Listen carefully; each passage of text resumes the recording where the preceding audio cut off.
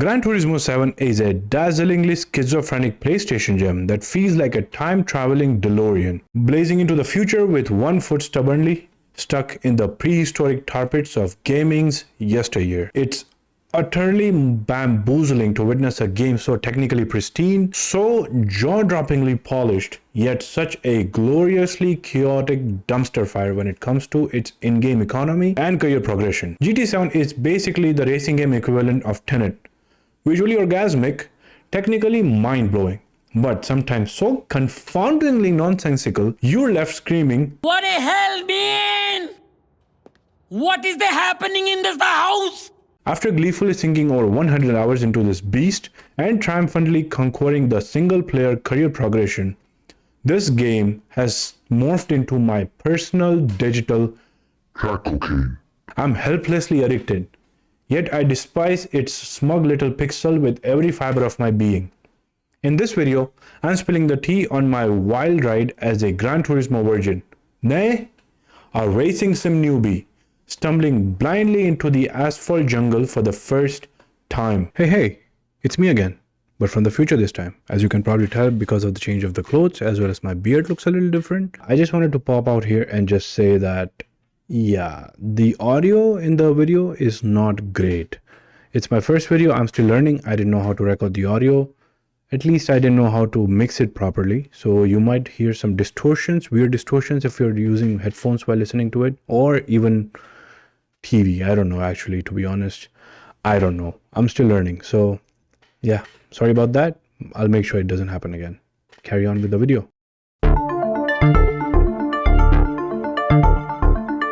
My earliest gaming memories are drenched in the sweet, sweet nectar of racing games.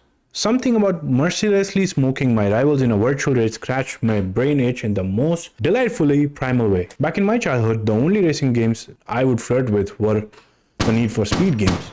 Mostly because they were actually, good back then, but also because I was a console-less peasant, tethered to whatever my dad's clunky old PC could wheeze through. Fast forward to my slightly less awkward uni days, when I, in a burst of questionable wisdom, snagged a crusty used Xbox. To rekindle my gaming spark, of course.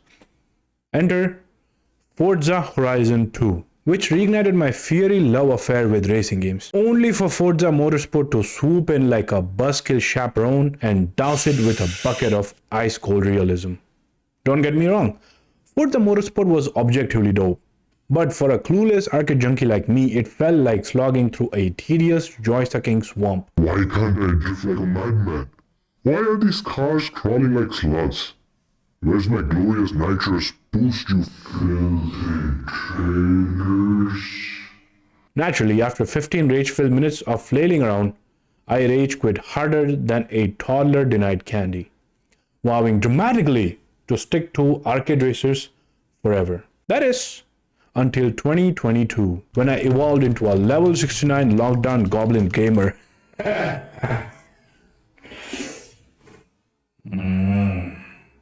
Stop it. Get some help. After heroically plowing through hundreds, nay, thousands of hours catching up on my Epic Games backlog, not to be confused by Epic Games backlog, I ain't playing through Fortnite, bruh. Fortnite. After dabbling in every game from unhinged shooters to cozy farming sims, I finally saw the light. Racing games are secretly badass. I got the GT7 State of Play and was instantly seduced by Polyphony's borderline creepy obsession with cars. Every exhaust pipe, every gleaming hubcap was so meticulously, obsessively detailed. It was basically a car enthusiast's soggy fever dream. I mean, the opening movie that plays every time you boot up the game is literally an 8-minute long car porn video that will make the hardcore car enthusiast grab a box of tissues to wipe their tears of joy, of course. But then the game launched. And oh boy, it was a hot mess of controversy. My eager little hands poised to chuck fistful of cash at it screeched to a halt. Full price? For this? Nah, especially since I didn't even own a racing sim setup. Sure, you don't need one for GT7, but the game practically winks at you seductively and whispers, "Come on." You want the full experience, big boy. Fast forward to February 2023 when I, in a fit of reckless optimism, splurged on a shiny PSVR 2 at launch, convinced it would be the next big thing. Spoilers. I was hilariously, tragically wrong. That, and they ask you how you are, you just have to say that you're fine when you're not really fine, but you just can't get into it because they would never understand. But then, GT7 was hype as the VR game, the one destined to yeet people's sock into orbit with its sheer awesomeness. And then, in a stroke of cosmic serendipity, my roommate decided to offload his dusty Logitech G29 racing wheel and GT7 went on sale for a measly discount. So, like any financially responsible 20-something-year-old with zero impulse control, I did the only logical thing. Dropped over $1,000 on gear to play a game that cost me 50 measly buckaroos. Obviously, because nothing screams adulting like bankrupting yourself for virtual tire smoke, am I right? Am I right, 20-year-olds? Come on, up top.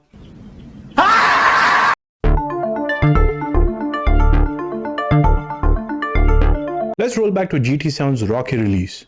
A launch bumpy enough to rattle even the most diehard fans. The game won near universal praise for its spot-on driving physics and graphics so detailed you would swear the cars had personalities. But reviewers did not hold back on its flaws. The in-game economy seemed designated to coax real cash out of players, and the always online requirement urged long-time Gran Turismo fans who just wanted to race offline. Sorry fam, no internet, no tire smoke. The real sting came with update 1.07. Hitting just 2 weeks after launch. It did not just glitch the game, it took it offline for over 30 hours. With GT7's always online setup, that meant most of the game was locked away from everyone. Picture this, you're an epic gamer who shelled out full price at launch, buzzing to spend your precious weekend tearing through the jaw-dropping vistas in ludicrously sexy cars. You got your snacks, your vibes, your dreams, and then, bam, the game's unplayable. It's like ordering a pizza only to have the delivery guy yeet it into a dumpster and cackle as he speeds off. The update trimmed payouts for some events, nudging the players towards the reality of microtransactions. Want the shiny new ride? Better sell your soul. Or at least your paycheck. It was a low blow for anyone hoping to grind their way to glory. Looking back, these hiccups weren't game enders. Polyphony ironed them out fast, and GT7 still boasts a solid 87 on Metacritic. Pretty respectable. But as a racing sim newbie testing the waters with GT7, it left a bitter taste. I shifted my focus to upcoming gems like God of War Ragnarok because when Kratos is out there smashing Norse gods, who's got time for server drama?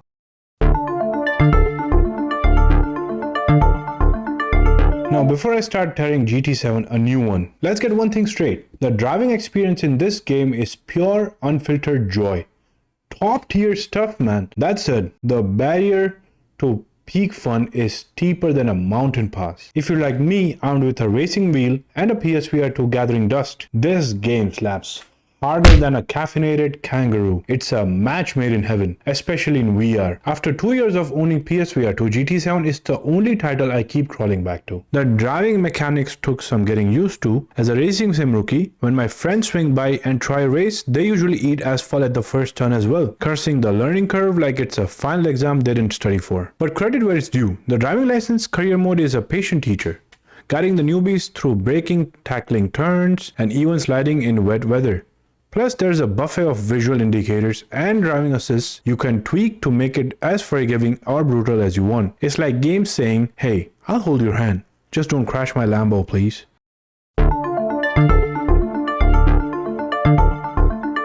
My first spin with GT7, racing wheel grip tight, PSVR 2 snugly strapped on, left me downright stunned by its jaw-dropping beauty. The effects are so slick. They practically feel like sorcery. Picture the sun playfully glinting off your speedometer as you tear through Willow Springs.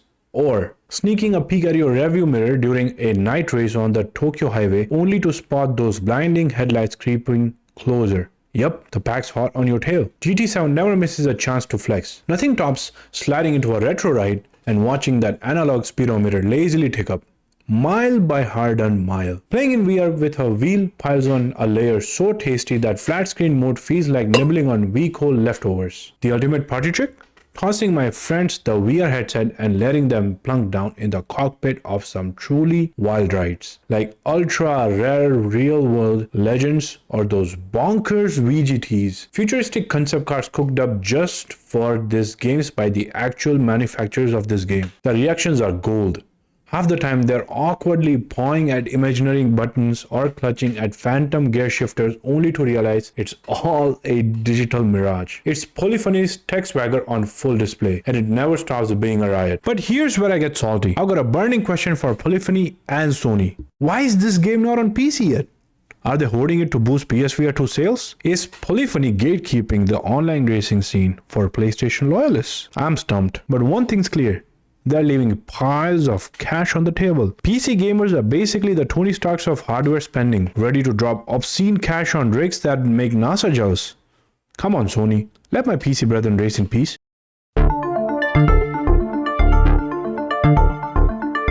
Now that we have gushed over GT7's dazzling highs, let's peel back the hood on what makes it less stellar.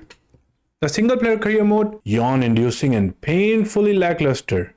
Sure, there's a sense of progression, a tiny thrill of improving race by race. But the cafe books, oh, those battle pass wannabes just didn't click with me. In career mode, you're juggling 4 main game modes. First up, the driving license center. I mentioned this one earlier. It's packed with challenges to sharpen your sim racing chops, teaching you basics like braking in a straight line or keeping your tires from tap dancing on wet tracks. These little tests ease you into tougher races, and you need licenses to unlock the big leagues. Snagging a bronze medal on each challenge is the bare minimum. Tricky, but fair.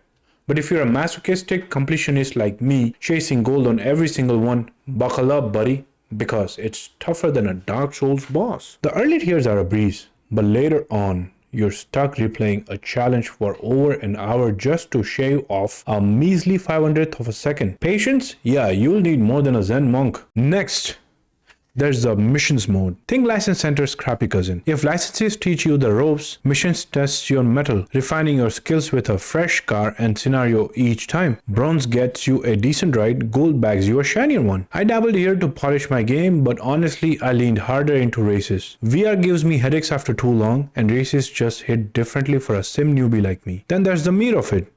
The races, where you'll likely park most of your hours. It's the whole reason you signed up, right? This mode's an umbrella for the mini modes like championship, circuit experiences, where you pick a particular track and try to master all of its components to gain a deeper understanding of them and also get rewarded appropriately for it. Plus, add time trials and drift challenges for good measure. The star or the culprit of this show is the cafe menu system. GT7's shiny new toy. You pop into this in-game cafe, grab a menu book with 3 races and collect a trio of cars, usually tied together like different Mustang generations or like 3 beasts from the same class, say a Japanese rally legends. Finish the races, claim the cars, and you're handed a roulette ticket, which I loathe. More on that later. Plus a fun lore dump about your new ride's history. I actually dug the trivia. It's like a mini car nerd seminar, deepening my love for the machines. Collecting car boosts your collector level, unlocking upgrades which feel solid until it doesn't. The menu books?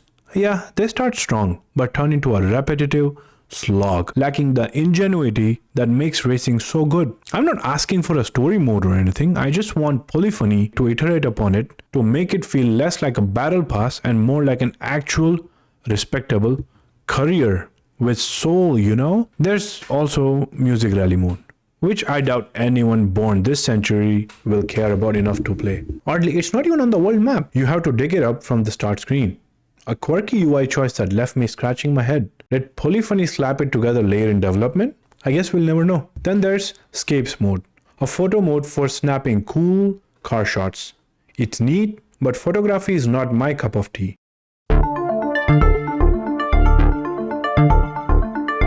The economy GT7 leads hard on credits, but don't expect a cash confetti party like those people at Forza Horizon, where wheel spins and piles of dough keep your dopamine buzzing like a piñata on speed.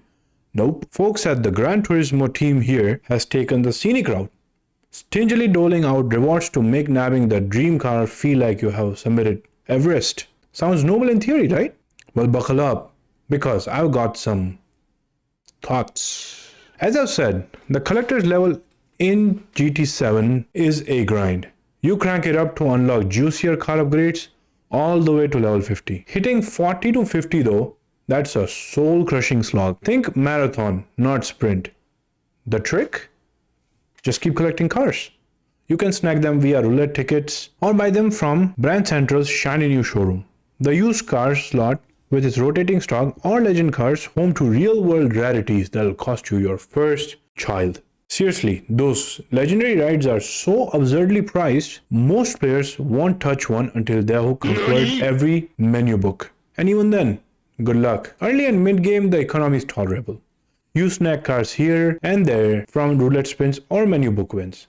But late game and post-menu book life? That's where it crashes harder than a rookie at turn 1. Rewards dry up in single player, weekly challenges, 5 races of ramping difficulties, toss you about 700,000 credits or a decent car, which keeps me popping back. Daily races and online time trials pay nicely too, but honestly, I'm here to chill, not sweat off 0.005 seconds per lap like some try-hard Olympian. During the 1.07 update debacle, this is what Yamauchi had to say. In GT7, I would like to have users enjoy lots of cars and races even without microtransactions. At the same time, the pricing of cars is an important element that conveys their value and rarity. So I do think it's important for it to be linked with real-world prices. I want to make GT7 a game in which you can enjoy a variety of cars, lots of different ways, and if possible, would like to try avoid a situation where a player must mechanically keep replaying certain events over and over again. Well, guess what, Mr. Yamauchi? Players are looping Sardahena like it's Groundhog Day because your economy is tighter than a vault. I get it. Legendary cars should feel epic to earn, but why are they so freaking pricey? Sardahena's the go-to grind according to Reddit, netting about 1.5 million credits an hour. Want that 20 million credit beauty? Yeah, that's 13 hours of mind-numbing laps. You could entirely play The Last of Us in that time, buddy. But GT sounds like, nah, race this one track until your eyes bleed. Casual players? Yeah, forget those shiny legends unless you got no life outside the game because it seems like that's what Polyphony wants. A good in-game economy should leave you satisfied, not drained. I'm not begging for Forza's dopamine fireworks, but can we please just balance it out past level 40? Diehards will stick to the game regardless, but these sky-high prices Scream microtransactions. Sorry, Mr. Yamauchi, but your words do not match the grind.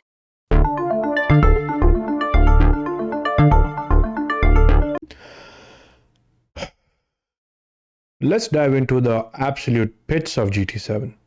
The roulette ticket mechanic. This soul-crushing gimmick makes me want to claw my Eyes out. It's the ultimate buzzkill simulator in a game already stingy enough. Polyphony deserves a sarcastic slow clap or maybe a Razzie for most infuriating game feature for this stroke of twisted genius. So as I mentioned, you earn these cursed roulette tickets by grinding out tasks, completing menu books, racking up marathon distances in a day, tackling weekly challenges, or finishing extra menu books. They range from 1-star to 6-star tickets, scaling with the task's difficulty. Redeem one and a flashy screen spins through rewards, landing on a prize.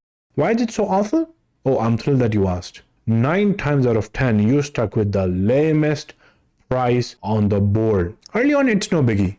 5,000 credits here, 1,000 credits there. But later, when 50,000 credits is the bare minimum to feel useful, why am I still getting 5,000?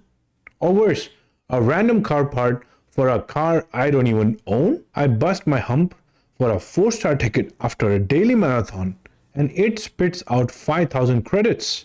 Or a crankshaft for a BMW M4 I don't even own. What's the plan, Polyphony? Mock me into buying the car? It's maddeningly dumb, especially since car upgrades are nearly identical across the board.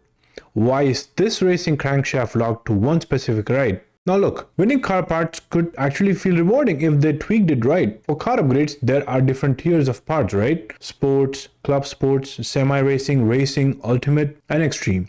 So how about this? If I win a semi-racing part from a roulette ticket, let me pick any semi-racing part for a car that I own. Instead of it being specific part usable only for a specific car I might not even have. Make it flexible so I can slap it on any of the 170 plus rides that I have. I guarantee I've got something that fits. If that's too much, at least limit it to the car brand. So if I win a semi-racing BMW part, let me use it on any BMW in my collection, not just one random model. Compare this to Forza Horizon's wheel spins. Same spinning wheel vibe, wildly different execution. Forza chucks them at you like parade candy, keeping the dopamine fireworks going. You might land 1000 credits, a goofy car horn, or a jaw-dropping supercar. It's a proper gamble, but it does not feel like the game is intentionally lowballing you. You might even score a super wheel spin with 3 rewards per spin. Even the super wheel spins are easier to snag than GT7's measly 4-star tickets. I dig wheel spins, but they drown the economy in cash, making big credit haul feel meaningless. No pride in a pile you didn't earn, right? GT7 though, it's so stingy, it's borderline disrespectful. You grind your heart out and it tosses you crumbs like you're a pigeon in a corporate park.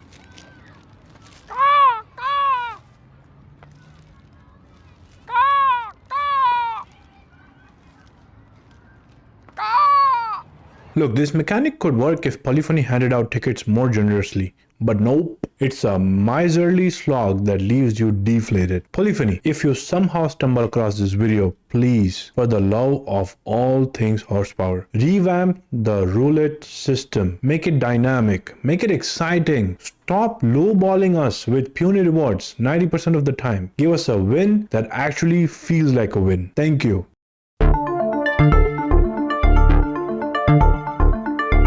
As the title of this section suggests, trading in this game blows. Buying cars, mostly fine. Selling them is a bit of a letdown though. You've got 3 shopping spots. As I mentioned before, Brand Central, used car lots, and the legend cars. Brand Central's a breeze. Cars neatly sorted by manufacturers, always in stock, ready to roll. The catch?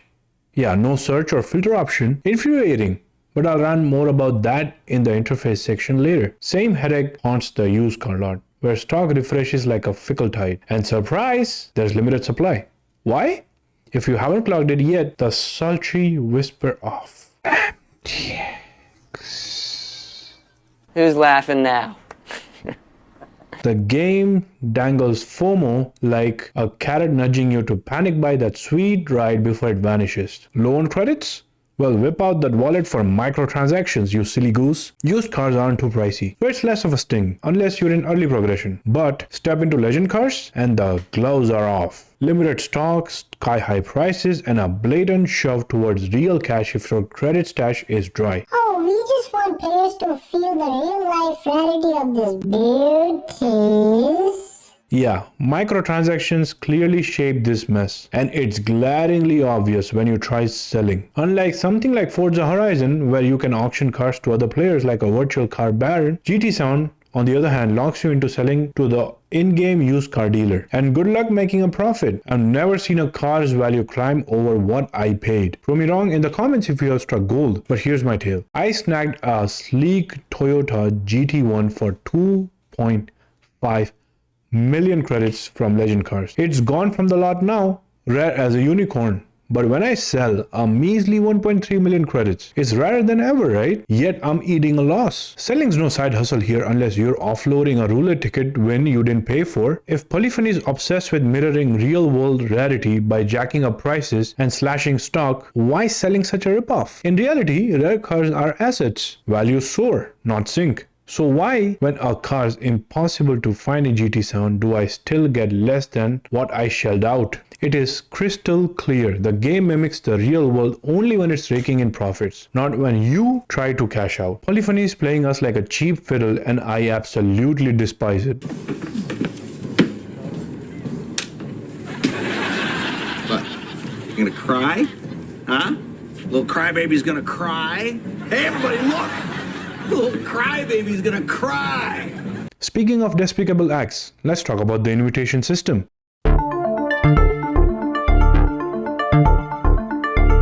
There are some jaw-droppingly rare cars in GT7. So elusive, you might not snag them all before GTA drop. And it's not just because your credit stash is pitiful. Nope. It's because you, my friend, are not lucky. I wish I was kidding, but this is real. Some of the shiniest, most drool-worthy rides like the stunning Pagani Huayra are locked behind an invitation. You think, Oh, cool. I'll grind some Pagani themed challenges or a championship to earn it. wrong. The only way you get an invitation is through roulette tickets. You know, my favorite thing ever. Why are you the way that you are?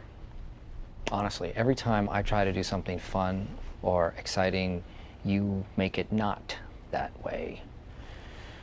I hate so much about the things that you choose to be.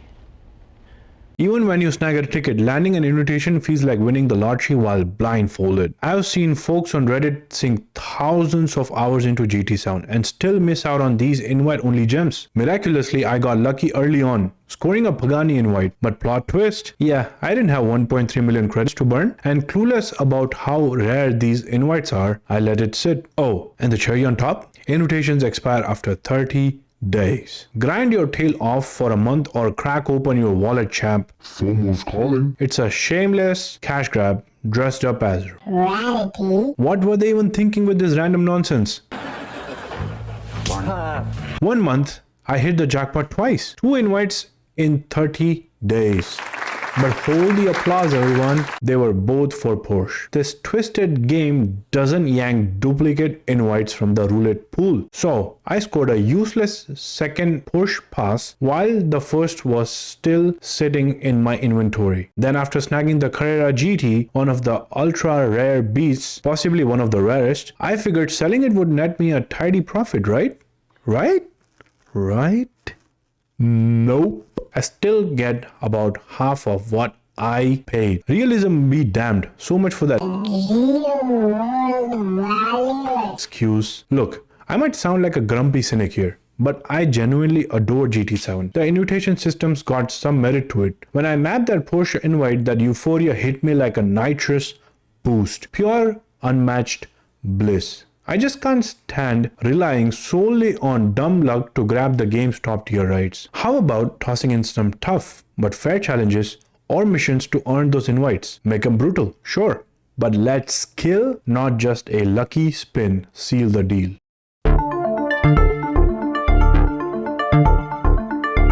Now that I vented about GT7's most agonizing sins, let's shift gears to some less painful but still obnoxiously annoying flaws like the user interface.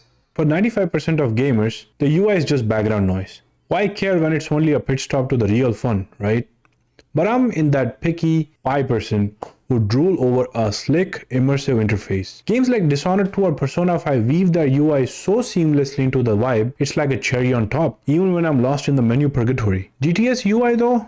Yeah, it's not here to elevate your soul. I'm not expecting it to either. Tarmac's where the magic happens, not the menus. For the most part, it's passable, but some clunky dated bits and petty hassles make navigating feel like a part-time job. Take Music Rally. As mentioned before, why is it banished to the start screen instead of cozying up on the world map? With just 12 tracks, couldn't it nestle into the missions mode instead of loafing around like a last-minute decision? Then there's swapping cars mid-race. Pure torture. Say you pick a ride, start a race, and realize it's a dud. Easy fix, exit, swap, hop back in, right?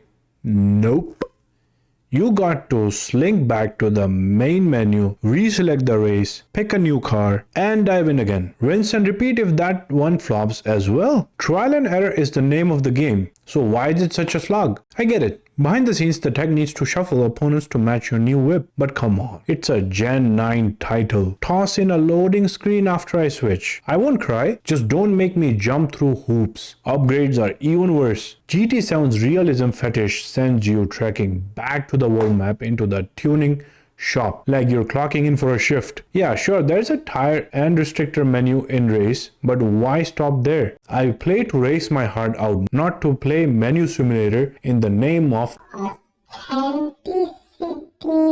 It's pretentious and clouds the fun. Even the car trading feels so insanely annoying with its UI choices. In some cases, you might need to buy a particular car, like the extra menus where you need to acquire certain cars. To do that, you can add them to the wish list, so if they come back in stock, the game can notify you of that. Now when you go to the brand central or the used car lot or the legend car section, the game just tells you that a car in your wish list is available. But no, it won't let you jump directly to the car. Where's the fun in that? There is no way to filter or search the car you want. What, are you stupid or something? It is on you for not knowing what continent and country a car belongs to, not the game.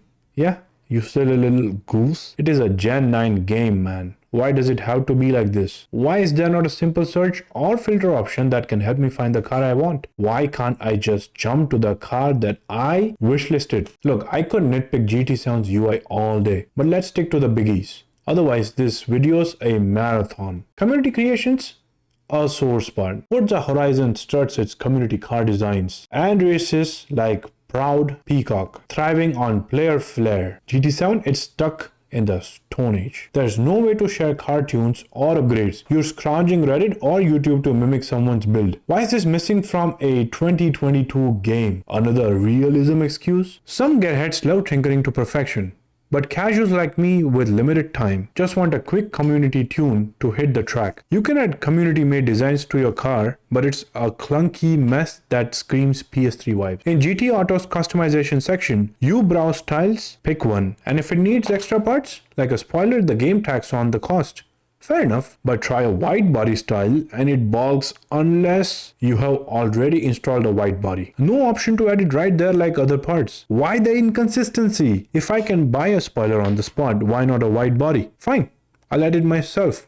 But where? It's not in the customization as you would expect. After an hour of menu detective work, I found it hiding in the maintenance section. Yep, next to oil changes and car washes. Why? Yeah, engine swaps are there too, which sort of makes sense, but a wide body kit? That's a customization choice, not a tune-up. These aren't deal breakers, but for a first-party Sony title from Polyphony, an industry veteran, they are sloppy. Next iteration, please clean up this UI mess.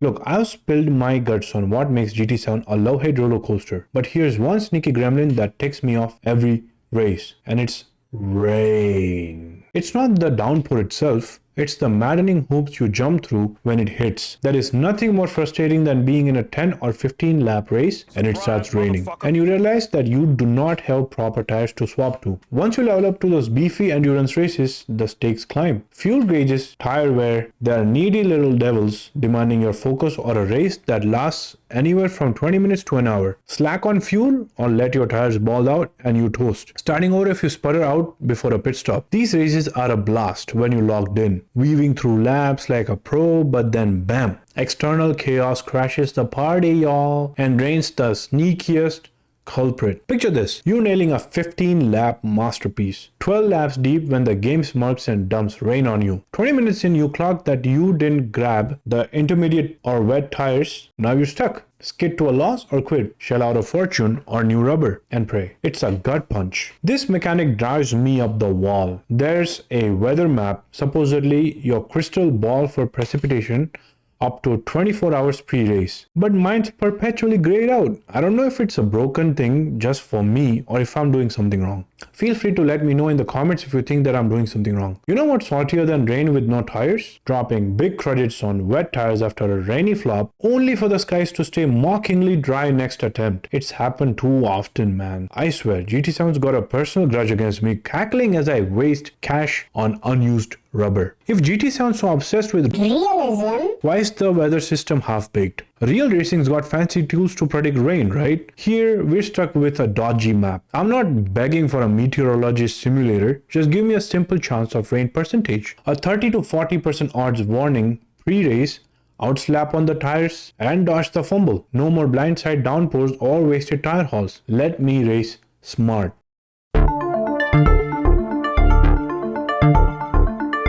GT7's got me in a chokehold. A dazzling sim that seduces with pristine driving and jaw-dropping visuals, then sucker punches with a stingy economy. cursed roulette tickets, and rain that ruins my day. After over 100 hours, I'm addicted. Even as I curse its clunky old UI and grindy soul, it might sound like I hate it with a fiery passion, but I truly love this game. Polyphony's car-obsessed heart shines through, and that's why the shortcomings hit harder than if it were total trash. It's turned this arcade racing dude into a sim junkie, but man, I wish they'd fix this mess. More balance, less luck, a slicker interface. Until then, I'll keep racing and ranting. Polyphony, hear me out. Polish this gem. I truly want GT8 to be a monumental success for Polyphony and Sony alike. Hey, it's me again. So yeah, basically when I was recording the video, I realized that the outro was not great. Yeah, basically what happened was I was too tired, and yeah, I just blabbered some things and I would not like to put that in video, so I'm just recording the outro again. I just wanted to thank everyone who has stuck till this part of the video, because yeah, it was a long video and it was, trust me, it took me a while to put together. It is all new to me, this filming and editing and writing a script. It's all different and it's all new, but it was exciting, and I hope that I learn and get better at it. So please subscribe if you want to stick around and see how I improve. And yes, thank you so much for your support.